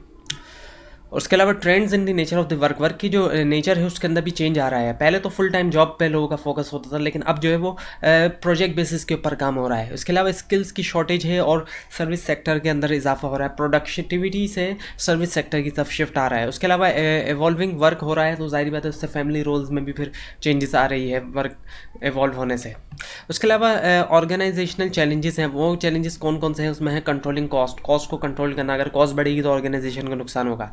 क्वालिटी को इम्प्रूव करना, क्योंकि क्वालिटी अच्छी होगी तो कस्टमर जाहिर बात है सेटिस्फाई होगा, कस्टमर लॉयल्टी होगी और कस्टमर बार बार उसी ऑर्गेनाइजेशन की प्रोडक्ट खरीदना जाएगा। इसी तरह से एक और चैलेंज है वो है पेपरलेस ऑर्गेनाइजेशन। अब जैसे डिजिटलाइजेशन होती जा रही है जितनी ज़्यादा, तो पेपर का काम खत्म होता जा रहा है। अब जैसे वर्चुअल यूनिवर्सिटी ही है, इसके अंदर बहुत कम पेपर का काम होता है, इसमें ज़्यादातर चीज़ें जो है वो डिजिटलाइज हुई हुई हैं इस वजह से। इसके अलावा डाउन साइजिंग हो रही है, वर्कर्स को निकाला भी जाता है। अब जैसे मशीनरी कोई आ जाएगी तो जाहिर बात है उसकी जगह वर्कर की जगह ख़त्म हो गई, तो डाउन साइजिंग भी हो रही है, ऑर्गेनाइजेशनल रिस्ट्रक्चरिंग भी हो रही है, स्ट्रक्चर नए सिरे से बन रहा है ऑर्गेनाइजेशन का। इवन कि ये भी हो रहा है कि ऑर्गेनाइजेशन पहले जिस बिज़नेस में इन्वॉल्व थी अब उसने कोई और बिज़नेस स्टार्ट कर दिया, ये भी होता है। और इसके अलावा आउटसोर्सिंग भी हो रही है, बहुत सा काम ऐसा है जो ऑर्गेनाइजेशन ख़ुद नहीं करती, कहीं और से बनवाती है। फॉर एग्जांपल जैसे फ्रीलांसर से करवा लिया कोई काम, ये भी होता है। तो ये तमाम जो है वो आउटसोर्सिंग होती है। उसके अलावा इंडिविजुअल चैलेंजेस, अब इंडिविजुअल लोगों को क्या क्या चैलेंजेस फेस करना पड़ते हैं। एक तो प्रोडक्टिविटी का चैलेंज है, जो वर्कर जितना प्रोडक्टिव होता है, जितनी ज़्यादा वो प्रोडक्टिविटी कर सकता है, चीज़ें बना सकता है, उसकी उतनी ज़्यादा सैलरी होती है, उतनी ज़्यादा उसकी डिमांड भी होती है। सोशल रिस्पॉन्सिबिलिटी हर वर्कर की, फैमिली के लिए भी वो रिस्पॉन्सिबल है, पूरी सोसाइटी के लिए भी उसकी कुछ रिस्पॉन्सिबिलिटीज़ हैं। एम्पावरमेंट है, पहले के दौर में तो सेंट्रलाइजेशन होती थी, डिसीजंस और पावर चंद लोगों के हाथ में होते थे, अब जो है वो नीचे के वर्कर्स के भी हाथों में मौजूद है काफ़ी हद तक डिसीजन की पावर भी और अथॉरिटी भी। उसके अलावा ब्रेन है। ब्रेन का मतलब ये कि जो स्किल्ड वर्कर हैं, जो एक्सपर्ट हैं, वो जो है उनको कहीं किसी दूसरी कंट्री से अपॉर्चुनिटीज़ मिलती है तो वो वहाँ चले जाते हैं। और जॉब इनसिक्योरिटी भी आ गई है अब इस दौर में, जो है वो जॉब इनसिक्योरिटी भी है, जैसे कि डाउन साइजिंग हो रही है, जिस तरह से टेक्नोलॉजी नहीं आ रही है, मशीनरी आ रही है, तो बहुत सी जॉब है जो पहले के दौर में होती थी, अब वो जॉबें ख़त्म होती जा रही हैं। तो ये जॉब इनसिक्योरिटी भी आज के दौर में बहुत पैदा होती चली जा रही है। So new trends at work place, अब नए ट्रेंड जो है उसमें एजुकेशन है। अब आज के दौर में एजुकेशन बहुत ज़रूरी है। उसके अलावा वर्क टाइम, इसमें चेंजेस आ रही है। वर्क टाइम के अंदर अब ऑप्शंस ज़्यादा हो गए हैं। जहाँ एक तरफ जॉब इनसिक्योरिटी हुई है, लेकिन ऑप्शन भी इस दौर में काफ़ी ज़्यादा हो चुके हैं एम्प्लॉयज़ के पास। स्टैंडर्ड ऑफ लिविंग में चेंज आ रहा है और एक्सपेक्टेशंस और डिमांड में भी ज़ाहिर बात है चेंजेस है। इसके अलावा डाइवर्सिटी हो चुकी है। वर्कर्स का ताल्लुक जो है वो डिफरेंट एथनिक बैकग्राउंड से, यानी मुख्तलिफ कौमों से, मुख्तलिफ नस्लों से उनका ताल्लुक है, मुख्तलिफ इलाकों से उनका ताल्लुक है। वर्कर्स का जेंडर इशूज़ भी आए हैं वर्क प्लेस पे। अब मेल फीमेल दोनों हैं वर्क प्लेस में, पहले ऐसा नहीं होता था, लेकिन अब जो है वो वर्क प्लेस पे दोनों मौजूद हैं और कुछ जेंडर इशूज़ भी हैं। और उसके अलावा क्वालिटी वर्क लाइफ है और टोटल क्वालिटी मैनेजमेंट है। तो क्वालिटी वर्क लाइफ का क्या मतलब है? क्वालिटी ऑफ वर्क लाइफ, इसका मतलब ये है कि क्रिएट करना है ऐसा वर्क स्पेस जो इन्हेंस करे, यानी बढ़ाए एम्प्लॉय की वेलबींग और सेटिस्फेक्शन, यानी सेटिस्फेक्शन और उसकी जो वेलबींग है उसमें इजाफा हो। जनरल गोल जो है quality of work life program का, उसका मतलब ही यही है कि एम्प्लॉय की नीड को सेटिस्फाई किया जाए। एम्प्लॉय की भी नीड को का जो है वो अब सेटिस्फाई करना, ये भी एक कॉन्सेप्ट अब है क्वालिटी ऑफ वर्क लाइफ का। उसके बाद एक टोटल क्वालिटी मैनेजमेंट, यानी कि इसका मतलब ये है कि sum of all activities involve in getting high quality product into the market place, यानी कि इसमें तमाम वो एक्टिविटीज़ शामिल होती हैं जिनके ज़रिए हाई क्वालिटी प्रोडक्ट जो है वो मार्केट प्लेस पे आती है। तमाम वो जो है वो एक्टिविटीज़ शामिल होती हैं, इनको टोटल क्वालिटी मैनेजमेंट कहते हैं। हो सकता है इसका पूरा एक कोर्स भी आप पढ़ें अपनी डिग्री प्रोग्राम में, या हो सकता है आपने शायद पढ़ लिया हो, इसका पूरा एक कोर्स भी आएगा आपका। अब है lecture number 8, what is diversity. Diversity क्या होती है? डाइवर्सिटी का मतलब ये कि human characteristic that makes people different from one another. कुछ कैरेक्टरिस्टिक्स होती हैं, कुछ खसूसियात होती हैं लोगों में जो एक को दूसरे से मुख्तलिफ बनाती हैं, उसी को हम डाइवर्सिटी कहते हैं। So reasons diversity become dominant activity in managing HR। अब डाइवर्सिटी एक डोमिनेंट एक्टिविटी क्यों बन रही है HR के अंदर? क्योंकि शिफ्ट हो रहा है मैन्युफैक्चरिंग इकोनॉमी से सर्विस इकोनॉमी का। पहले के दौर में मैन्युफैक्चरिंग की तरफ ज़्यादा फोकस था, तो अब सर्विस की तरफ फोकस जा रहा है। उसके अलावा ग्लोबलाइजेशन हो रही है मार्केट्स की, नेशनल बॉर्डर्स जो है वो वहाँ तक मार्केट महदूद नहीं है। उसके अलावा न्यू बिज़नेस स्ट्रेटजीज़ में जो है वो ज़्यादा टीम वर्क रिक्वायर्ड है। उसके अलावा मैनेजर्स और अलायंसेस हैं जिसके अंदर ज़्यादा जो है वो एक रिक्वायर है, जिसमें different corporate cultures to work together, मुख्तलिफ जो कॉर्पोरेट कल्चर है वो आपस में मिल के काम करें। And the labour market change हो रहा है लेबर मार्केट में। सो वाई डाइवर्सिटी, डाइवर्सिटी क्यों होनी चाहिए? क्योंकि इससे ज़्यादा क्रिएटिविटी होती है। जब मुख्तलिफ तरह के लोग होंगे तो ज़्यादा क्रिएटिविटी होगी और प्रॉब्लम सॉल्विंग भी बेटर होगी। मुख्तलिफ तरह के लोग होंगे तो वो मुख्तलिफ जावियों से देखेंगे कि किस तरीके से प्रॉब्लम को सॉल्व किया जाए, और ग्रेटर सिस्टम फ्लेक्सिबिलिटी होगी, तो एक फ्लेक्सिबिलिटी भी सिस्टम की ज़्यादा होगी। सो डाइवर्सिटी जो है वो एक एसेट है, वर्क फोर्स डाइवर्सिटी। अब आपके सामने कुछ लोगों की तस्वीर दिखाई गई है, मुख्तलिफ बैकग्राउंड से, मुख्तलिफ एथनिक बैकग्राउंड से और कल्चरल बैकग्राउंड से इन लोगों का ताल्लुक़ है।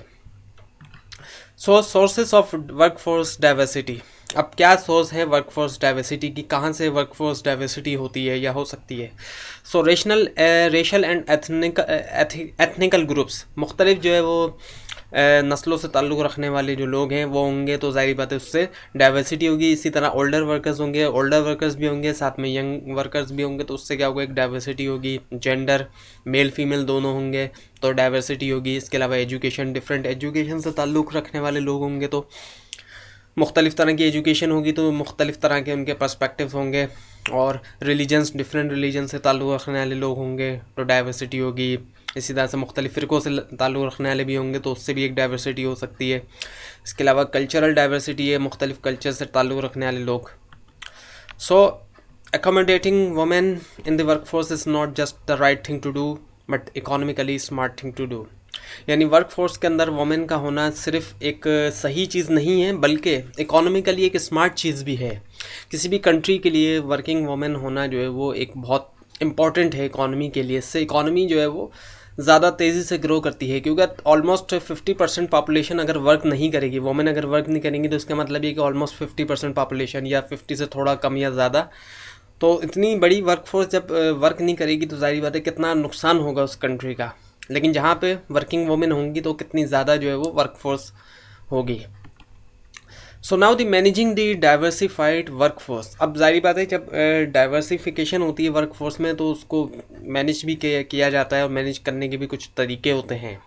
सो मैनेजिंग द डाइवर्सिफाइड वर्कफोर्स ये है क्या, ये सेट ऑफ एक्टिविटीज़ है, कई सारी एक्टिविटीज़ का सेट है involve in integrating diverse employees, जिसमें क्या होता है इंटीग्रेट किया जाता है डाइवर्स एम्प्लॉयज़ को, मुख्तलिफ तरह के जो एम्प्लॉयज़ हैं उनको डाइवर्स किया जाता है, एक साथ यानी जमा किया जाता है इनटू वर्कफोर्स के अंदर, and using their diversity to the firms competitive advantage. और उनकी जो डाइवर्सिटी है, मुख्तलिफ जो उनका ताल्लुक है बैकग्राउंड से, उसका इस्तेमाल किया जाता है ताकि फर्म जो है वो कॉम्पिटिटिव एडवांटेज उसको मिल सके। So top commitment management commitment to valuing diversity. अब जाहिर बात है टॉप मैनेजमेंट की कमिटमेंट होना ज़रूरी है वैल्यूइंग करने के लिए डाइवर्सिटी, अदरवाइज़ कोई फ़ायदा नहीं होगा।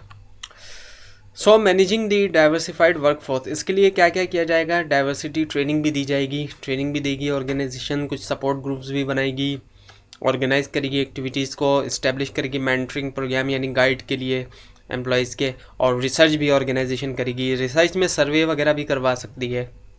अब एक कोटेशन है ज़ेरोक्स कंपनी का, जो कि फ़ोटोकॉपियर बनाने वाली कंपनी है। If you don't value diversity you can't manage it. इनका कहना ये कि अगर आप वैल्यू नहीं देते डाइवर्सिटी को तो आप इसको मैनेज नहीं कर सकते। So now the challenges in the employ diversity. अब क्या क्या चैलेंजेस आते हैं एम्प्लॉय की डाइवर्सिटी में। इंडिविजुअल वर्सेस ग्रुप फेयरनेस होती है, जब ग्रुप में इंडिविजुअल होता है तो उसको कुछ प्रेशर होते हैं उसके ऊपर कुछ। इसके अलावा रेजिस्टेंट टू चेंज होता है, कुछ लोग जो है वो चेंज की मुखालफत करते हैं, वो ये नहीं चाहते कि चेंज आए, तब्दीली की जो है वो मुखालफत कर रहे होते हैं वो लोग। इसके अलावा ग्रुप कोहिसिवनेस एंड इंटरपर्सनल कॉन्फ्लिक्ट होते हैं। जितनी ज़्यादा ग्रुप कोहिसिवनेस होगी उतना ज़्यादा अच्छा होगा, यानी हम आहंगी होगी जितनी ज़्यादा। उसके अलावा सेगमेंटेड कम्युनिकेशन नेटवर्क्स होते हैं, ग्रुप के अंदर भी ग्रुप्स बन जाते हैं। रिसेंटमेंट होती हैं, कुछ इस तरह की बातें सुनने में आती है, जो लोग चेंज की मुखालफत करने वाले हैं, डाइवर्सिटी के ख़िलाफ़ वो इस किस्म की बातें करते हैं, जैसे कि फॉर एग्जांपल जेंडर बाइसनेस की बातें करते हैं, जैसे कि लड़कियां इस तरह का काम नहीं कर सकती, ऑफिस में वर्क नहीं कर सकती, तो इस तरह की वो बातें करते हैं और बहुत सी अजीब व गरीब बातें कर रहे होते हैं जो बिल्कुल ही इलॉजिकल और नॉनसेंस किस्म की बातें होती हैं वो। उसके अलावा बैकलैश भी होता है कि एक स्टेरियोटाइपिंग होती है, and the competition for opportunities, और अपॉर्चुनिटीज़ के लिए जो है वो कंपटीशन होता है। अब है lecture number 9, human resource management core functions, यानी कि जो बेसिक फंक्शंस हैं ह्यूमन रिसोर्स मैनेजमेंट के वो कौन कौन से हैं। स्टाफिंग है, जितने भी स्टाफ से रिलेटेड जो चीज़ें होती हैं वो HR करता है। इसके अलावा ह्यूमन रिसोर्स की डेवलपमेंट है, जो वर्कर्स हैं उनकी डेवलपमेंट होना, और कंपनसेशन और बेनिफिट्स यानी जो सैलरी वगैरह है वो, सेफ्टी एंड हेल्थी वर्कर की जो सेफ्टी है वर्क करते वक्त वो, और हेल्थ। उसके अलावा एम्प्लॉय एंड लेबर रिलेशंस, जो एम्प्लॉय और लेबर रिलेशन है वो अच्छा होना चाहिए। So the functional areas of HRM, अब वो कौन कौन से हैं। प्लानिंग एंड सिलेक्शन है, measuring performance and employ development है, maintaining effective employ management relations है, maintaining effective employ management relations है, anticipating and coping with change. अब एक एक करके डिटेल में देखते हैं। सो प्लानिंग एंड सिलेक्शन, इसमें क्या होता है, फोरकास्टिंग होती है और प्लानिंग होती है, यानी कि प्रेडिक्शन की जाती है, कि एस्टिमेट किया जाता है कि किस तरह के वर्कर हमें चाहिए होंगे, और पूरी प्लानिंग की जाती है। उसके अलावा जॉब एनालिसिस होता है, जॉब डिस्क्रिप्शन, यानी कि कौन सी जॉब कौन करेगा और जॉब में क्या क्या चीज़ें होंगी। इसके अलावा रिक्रूटिंग एंड सिलेक्शन होती है। रिक्रूटिंग का मतलब ये होता है अट्रैक्ट करना एम्प्लॉइज़ को। अट्रैक्ट किस तरह से किया जाता है, फॉर एग्जांपल ऐड दिया है, जैसे न्यूज़पेपर में ऐड दे दिया, तो उससे क्या होगा, वो CV वगैरह अपनी भेजना शुरू कर देंगे जो भी कैंडिडेट्स होंगे। फिर उसके बाद उनकी स्क्रीनिंग की जाए, देखा जाए कि कौन सा कैंडिडेट जो है वो सूटेबल है जॉब के लिए, उसको फिर स्क्रीनिंग की जाती है। और उसके बाद फिर टेस्टिंग की जाती है, टेस्ट लिया जाता है, इंटरव्यू लिए जाते हैं, इंटरव्यूइंग होता है, और है फिर ह्यूमन रिसोर्स इन्फॉर्मेशन सिस्टम, जैसे मैनेजमेंट इन्फॉर्मेशन सिस्टम का आपने नाम सुना होगा, तो पूरा ये एक इन्फॉर्मेशन सिस्टम होता है जहाँ पे डिसमिनेट की जाती है इन्फॉर्मेशन जो मैनेजर्स वगैरह होते हैं। So now the measuring performance and employ development, इसमें क्या होता है, परफॉर्मेंस अप्रेजल होती है यानी इवेल्यूशन की जाती है, परफॉर्मेंस एनालाइज की जाती है, ट्रेनिंग नीड्स को और कंडक्ट कराया जाता है ट्रेनिंग प्रोग्राम्स को, और फिर इवेल्यूएट किया जाता है प्रोग्राम की इफेक्टिवनेस के, प्रोग्राम कितना इफेक्टिव है, और करियर काउंसलिंग और डेवलपमेंट होती है एम्प्लॉय की। तो इससे क्या होता है, एम्प्लॉय मोटिवेट रहता है जब उसकी करियर काउंसलिंग होती है। Now the maintaining effective employ management relations, इसमें क्या है, ये किस तरीके से मेंटेन किया जाएगा effective employ management relations, develop किया जाएगा इक्विटेबल कंपनसेशन सिस्टम, ऐसा सिस्टम जिससे उसको ये अंदाज़ हो कि जो उसको पेमेंट मिल रही है, जो सैलरी वगैरह मिल रही है, वो बिल्कुल ही उतनी मिल रही है जितना उसका उससे वर्क लिया जा रहा है। ऐसा नहीं हो कि एम्प्लॉय सोचे कि दूसरी ऑर्गेनाइजेशन में तो इतनी ज़्यादा सैलरी दी जा रही है इस काम की, तो ये अगर एम्प्लॉय सेटिस्फाई होगा तो इफेक्टिव एम्प्लॉय मैनेजमेंट रिलेशंस होंगे, अदरवाइज जो है वो रिलेशंस ख़राब होंगे। उसके अलावा कलेक्टिव बार्गेनिंग यानी कि यूनियन जो करती है, जो लेबर यूनियन होती है वो करती है कलेक्टिव बार्गेनिंग, नेगोशिएट करती है वो। और उसके बाद है फिर रिजोल्विंग ग्रीवेंसेस यानी जो भी नाराज़गी वगैरह हो जाती है उसको दूर करना। So uncovering and resolving employee problem, इसमें क्या क्या चीज़ें आती हैं, असेस करना एम्प्लॉय स्ट्रेस के, एम्प्लॉय पे स्ट्रेस कितना है, और एम्प्लॉय की मोटिवेशन सिस्टम, एक मोटिवेशन सिस्टम होना चाहिए एम्प्लॉय का, और एम्प्लॉय के लिए असिस्टेंट प्रोग्राम भी होना चाहिए कहीं जहाँ जहाँ असिस्टेंट की एम्प्लॉय की ज़रूरत पड़े। Now the anticipating and coping with change, anticipate करना और कॉपिंग करना चेंज, यानी कि चेंज तो लाजमी होता है, अब उसको एंटिसिपेट किया जाए, अंदाज़ा लगाया जाए कि चेंज कितना होगा और उसका मुकाबला किया जाए। सो इम्प्लीमेंट की जाए फेयर एम्प्लॉयमेंट लेजिस्लेशन, और कंडक्ट की जाए रिसर्च ताकि इवेल्यूट किया जाए current human resource management practices को, उनकी एग्जामिनेशन की जाए। उसके अलावा एंटिसिपेट किया जाए फ्यूचर के एचआर ट्रेंड को।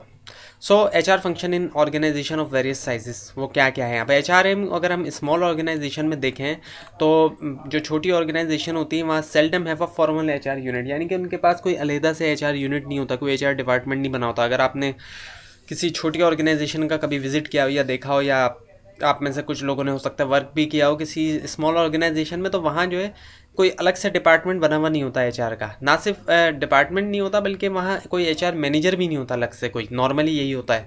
और दूसरे जो मैनेजर्स होते हैं वो एचआर के काम कर रहे होते हैं, और फोकस होता है किस पे, हायरिंग के ऊपर और रिटेन करने के ऊपर जो कैपेबल एम्प्लॉय होते हैं, जो काबिल एम्प्लॉय होते हैं।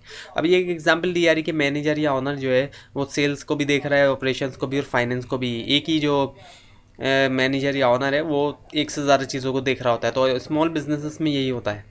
उसके बाद है फिर मीडियम साइज़ ऑर्गेनाइजेशन। अब जो मीडियम साइज़ होती है उनमें क्या होता है कि स्पेशलाइजेशन होती है लेकिन कम होती है, और एचआर मैनेजर जो है वो ही खुद एक डिपार्टमेंट होता है, वही पूरा का पूरा डिपार्टमेंट, यानी सिर्फ एक ही एचआर मैनेजर होगा बस, बाकी पूरा अलग से कोई डिपार्टमेंट नहीं होगा, तो उसी को पूरा डिपार्टमेंट कहा जाएगा। तो अब यहाँ पे कुछ दिखाया जा रहा है, प्रेसिडेंट है जो कि लिखा हुआ आपको क्लियर शायद नज़र नहीं आ रहा होगा। उसके बाद है फिर उसके नीचे जो है वो सेल्स मैनेजर है, ऑपरेशंस मैनेजर है, फाइनेंस मैनेजर है और एचआर मैनेजर है। इस तरीके से कुछ होता है स्ट्रक्चर जो है वो मीडियम साइज फर्म का। फिर है traditional human resource function in a large size firm. अब लार्ज साइज फर्म में जो ट्रेडिशनल ह्यूमन रिसोर्स फंक्शन होता है उसमें क्या होता है, सेपरेट सेक्शंस तो बने हुए होते हैं और प्लेस्ड अंडर एचआर मैनेजर के अंडर में सेपरेट सेक्शन बने होते हैं, और हर एचआर फंक्शन का जो है एक महवत सुपरवाइज़र और स्टाफ होता है, और एचआर मैनेजर जो वो क्लोजली वर्क करता है टॉप मैनेजमेंट के साथ फॉर्मुलेट करने के लिए पॉलिसीज़ बनाने के लिए। So now the new and evolving HR organisation for large size firm, इसमें क्या है, परफॉर्मेंस जो है वो 5 फंक्शनल एरियाज़ में, उसके अलावा आउटसोर्स करना, यानी खुद से सब कुछ नहीं बल्कि आउटसोर्स कर दिया जाए किसी दूसरी ऑर्गेनाइजेशन से, और सेंटर्स फॉर शेयर्ड सर्विस, और line manager have more HR authorities. Line manager से मुराद वो जो डायरेक्टली इन्वॉल्व होते हैं प्रोडक्शन वगैरह में, ऐसे मैनेजर जिनका डिपार्टमेंट जो है वो डायरेक्टली इन्वॉल्व है प्रोडक्शन वगैरह में। एक तो स्टाफ डिपार्टमेंट होता है और एक होता है लाइन डिपार्टमेंट, इसकी डिटेल हो सकता है आगे आप पढ़ेंगे तो आपको क्लियर हो जाएगा। सो इसमें जो है वो क्या है, जो नया और इवॉल्विंग जो ऑर्गेनाइजेशन है लार्ज साइज फर्म में, इसमें देख सकते हैं आप जो स्ट्रक्चर है यहाँ पे, जो ट्रेनिंग एंड डेवलपमेंट है ये आउटसोर्स है, और जो बेनिफिट्स हैं ये शेयर्ड सर्विस सेंटर में है। सो एचआर का रोल जो है वो इवॉल्व हो रहा है, प्रोटेक्टर और स्क्रीनर से वो जो है चेंज एजेंट और स्ट्रेटेजिक पार्टनर की तरफ जा रहा है। सो एचआर जो है वो परफॉर्म करता है एडवाइस का काम भी, एडवाइस भी करता है, वो स्पेसिफिक सर्विसेज भी करता है वो, और कोऑर्डिनेशन भी करता है। So what influence the practice of HR, किस क्या क्या चीज़ें इन्फ्लुएंस कर रही होती हैं एचआर की प्रैक्टिसेस को। एक्सटर्नल इन्फ्लुएंस होता है स्टेट ऑफ इकोनॉमी, इकोनॉमी से असर पड़ता है, कंपटीशन फॉर प्रोडक्ट और लेबर मार्केट से फ़र्क पड़ता है, और उसके अलावा गवर्नमेंट के जो भी लॉज हैं, रेगुलेशन वगैरह होती है या फिर पब्लिक पॉलिसी होती है, और जो लेबर फोर्स मौजूद है उसकी क्या करेक्टरिस्टिक्स है, जो खसूसियात हैं, और इसके अलावा टेक्नोलॉजी का जो चेंज हो रहा है उससे भी। इंटरनल इन्फ्लुएंस जो ऑर्गेनाइजेशन के अंदर होते हैं उसमें यूनियन, जो लेबर यूनियंस होती हैं, उसके अलावा करेक्टरिस्टिक्स एचआरएम एक्टिविटीज़ की जो भी खसूसियात है वो, और एटीट्यूड्स जो मैनेजर्स के वो। अब है लेक्चर नंबर 10 जो कि लास्ट लेक्चर है इस वीडियो का। All managers are in a sense HR managers, जितने भी मैनेजर्स होते हैं उनको वो तकरीबन एक तरह से देखा जाए तो एचआर मैनेजर ही होते हैं, क्योंकि वो ह्यूमन को मैनेज कर रहे होते हैं इस वजह से। So the HR function in organisations of various sizes, अब ये पिछले वाले लेसन में आ चुका है कि किस तरीके से एचआर का फंक्शन परफॉर्म किया जाता है डिफरेंट साइज़ ऑफ ऑर्गेनाइजेशन के अंदर। सो द ड्यूटीज़ जो होती हैं एचआर मैनेजर की, और जो रिलेट होता है स्टाफ जो होता है एचआर मैनेजर का, वो रिलेट करता है लाइन मैनेजर की एचआर ड्यूटीज़ से। So line versus staff authority, authority का क्या मतलब है, मेकिंग डिसीशंस बनाना, डायरेक्ट करना वर्क को, और ऑर्डर्स देना दूसरों को। सो टाइप्स ऑफ अथॉरिटी में लाइन अथॉरिटी होती है, स्टाफ अथॉरिटी होती है, और फंक्शनल अथॉरिटी होती है। लाइन अथॉरिटी क्या होती है, राइट टू मेक डिसीशंस बनाने का राइट होना, and to give orders to subordinate, जो सबऑर्डिनेट्स होते हैं उनको ऑर्डर देने का राइट होना। Staff authority, right to advise और assist those who possess line authority, इसमें क्या होता है, स्टाफ अथॉरिटी जिनके पास होती है वो एडवाइस करते हैं या असिस्ट कर रहे होते हैं किनको, जिनके पास लाइन अथॉरिटी होती है उनको। सो फंक्शनल अथॉरिटी, अब इसमें क्या होता है कि राइट टू गिव ऑर्डर्स देना विद इन अ सेगमेंट एक सेगमेंट के को of the management system in which the right is normally non existent, जहाँ पर राइट जो है नॉर्मली एग्जिस्ट ही नहीं करता वहाँ पे। सो लाइन मैनेजर वो होता है एक मैनेजर जो कि ऑथोराइज होता है, जिसके पास ये अथॉरिटी होती है कि वो डायरेक्ट करता है वर्क जो है वो सबऑर्डिनेट के, और रिस्पॉन्सिबल होता है अकम्प्लिश करने के लिए ऑर्गेनाइजेशंस के जो गोल होते हैं उनको। सो लाइन मैनेजर्स अकम्प्लिश कर रहे होते हैं गोल्स को, और ऑथोराइज होते हैं ये कि डायरेक्ट करें अपने जो सबऑर्डिनेट है उनके वर्क को, और उसके अलावा ये हमेशा किसी न किसी के बॉस होते हैं। स्टाफ मैनेजर जो है ये वो होते हैं जो असिस्ट करते हैं और एडवाइस करते हैं लाइन मैनेजर्स को। So line managers HRM jobs क्या क्या होती हैं, लाइन मैनेजर की एचआरएम की जॉब्स, वो प्लेस करते हैं right person for right job, जिस पर्सन को जिस जॉब के लिए होना चाहिए उसको वहाँ वो प्लेस करते हैं। स्टार्ट करना new employees in the organisation, यानी उनकी ओरिएंटेशन कराना जो नए एम्प्लॉयज़ हैं, इसके अलावा ट्रेनिंग देना, इम्प्रूव करना जॉब परफॉर्मेंस, हर पर्सन की हर एक शख्स की जॉब परफॉर्मेंस को इम्प्रूव करना, गेनिंग क्रिएटिविटी हासिल करना, डेवलप करना वर्किंग रिलेशनशिप्स को, पॉलिसीज़ एंड प्रोसीजर, इसके अलावा कंट्रोलिंग लेबर कॉस्ट। अब कॉस्ट जो है कंट्रोल करना बहुत ज़रूरी होता है, अगर कॉस्ट कंट्रोल नहीं होगी तो क्या होगा, ऑर्गेनाइजेशन का नुकसान होगा, और वैसे भी कंपटीशन बहुत ज़्यादा बढ़ता जा रहा है अब। उसके अलावा डेवलपिंग करना दी एबिलिटीज़ ऑफ ईच पर्सन, हर एक पर्सन की हर एक शख्स की जो है वो एबिलिटीज़ जो है काबिलियत जो है उनको डेवलप करना, और मेंटेनिंग मोरल यानी हौसला जो है उसको मेंटेन करना, प्रोटेक्ट करना एम्प्लॉयज़ की जो हेल्थ और फिज़िकल कंडीशन है उस दोनों को। नाउ दी स्टाफ मैनेजर्स एचआरएम जॉब्स, अब वो कौन कौन सी होती है। एचआर मैनेजर जो है वो 3 डिस्टिंक्ट फंक्शन, मुख्तलिफ तरह के फंक्शन करता है। एक तो लाइन फंक्शन करता है, विद इन डिपार्टमेंट वो लाइन फंक्शन करता है। अथॉरिटी होती है, अथॉरिटी बन जाती है, अथॉरिटी का वो इस्तेमाल करता है, अथॉरिटी बन जाती है। उसके अलावा कोऑर्डिनेटिव फंक्शन वो करता है, फंक्शनल कंट्रोल यानी ट्रेनिंग वगैरह, और उसके अलावा सर्विस तो वो देता ही है। So HR executives, HR journalist, HR specialist, ये 3 टर्म्स आ गई।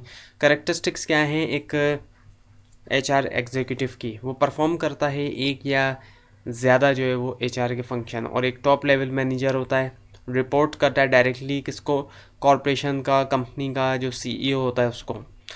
उसके बाद है करेक्टरिस्टिक एक एचआर जर्नलिस्ट की। सो ये ज़्यादा तौर पे कौन होता है, एग्जीक्यूटिव होता है, परफॉर्म करता है ये टास्क बहुत से एचआर रिलेटेड एरियाज़ में, और इन्वॉल्व इन सेवरल और all of the 5 HRM function, इनके कई सारे या तमाम जो 5 एचआरएम के फंक्शन हैं उसमें इन्वॉल्व होता है। Now the characteristics of an HR specialist, अब जो स्पेशलिस्ट होगा वो क्या होगा, ये एचआर एग्जीक्यूटिव भी हो सकता है, मैनेजर भी हो सकता है, नॉन मैनेजर भी होता है। इसका कंसर्न सिर्फ एक फंक्शनल एरिया से होता है, 5 में से एक फंक्शनल, क्योंकि स्पेशलिस्ट इस वजह से।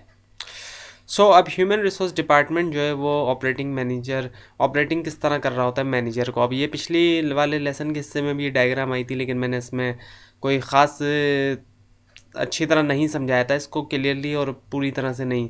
तो ह्यूमन रिसोर्स डिपार्टमेंट एडवाइस का काम कर रहा होता है, कोऑर्डिनेशन का और स्पेसिफिक सर्विसेज का काम कर रहा होता है ऑपरेटिंग मैनेजर के लिए। एचआर डिपार्टमेंट में क्या करता है, exist to assist the organisation, assist करता है, मदद करता है ऑर्गेनाइजेशन की, उसके मैनेजर्स की और एम्प्लॉय की।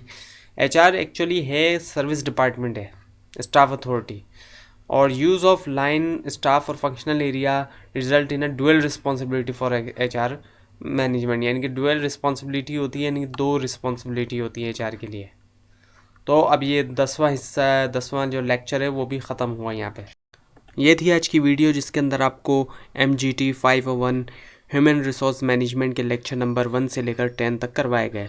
आपको अगर कोई कन्फ्यूजन है तो नीचे कमेंट ज़रूर कीजिए, और इसके बाद एक और वीडियो आने वाली है जिसके अंदर आपको लेक्चर नंबर 11 से लेकर 22 तक करवाए जाएंगे। तो उस वीडियो को देखने के लिए इस चैनल को सब्सक्राइब कीजिए। Thanks for watching.